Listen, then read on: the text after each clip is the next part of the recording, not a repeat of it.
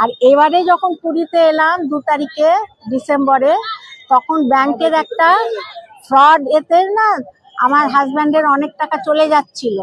গোপাল সেটা রুখে দিয়েছে। গোপালজি আমাকে প্রতিবার জগন্নাথ ক্ষেত্রে নিয়ে আসে।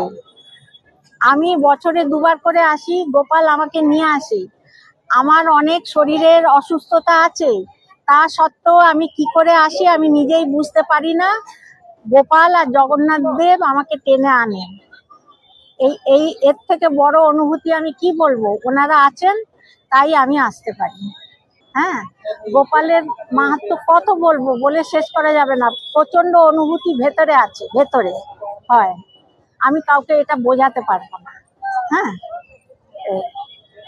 हाँ तो आपका ऐसा क्या प्रॉब्लम हुआ है, बड़ा सा प्रॉब्लम हुआ है, गोपाल ने सॉल्व किया, उसके बारे में थोड़ा बोलो। এই তো ব্যাংকের কেসটা বললাম, ফলস ভাবে ব্যাংক থেকে বলছি বলে আমাদের প্রায় 1.5 লাখ টাকা চলে যাচ্ছে। ওটা গোপাল বাঁচিয়ে দিয়েছে। হ্যাঁ, আমার হাজব্যান্ড ভাগ্যিস ক্লিক করেনি, তা নাহলে চলে যাচ্ছিল, ওপিডি দিয়ে দিয়েছিল। হ্যাঁ, সুতরাং গোপালকে আমি কি বলবো, গোপাল আমার মানে সত্যি অন্তরের দেবতা, আছে ভীষণভাবে আছে। হ্যাঁ, আর এই মা কোথায় গেল?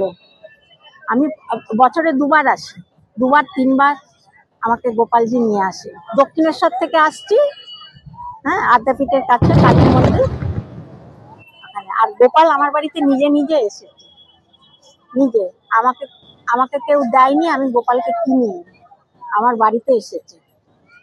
হ্যাঁ, নিজের ইচ্ছেতে এসেছে, মানে আমি বলে বোঝাতে পারবো না, এটা আমার অনুভূতি।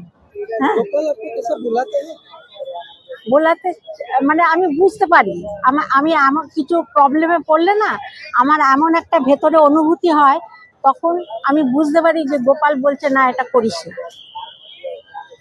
আবার ওকে ওর যখন কিছু খাবার ইচ্ছে হয়, যদি না পাই ওকে, সেটা কারো হয়তো পেলাম না আমার যেখানে কিনতে গেলাম, কিন্তু গোপাল ঠিক আমাকে যারা ভালোবাসে তাদের মারফত কিনিয়ে এনে নিজে খেয়ে নেয়, আনিয়ে নেয় নিজে, ওর যেটা ইচ্ছা হয় যখন।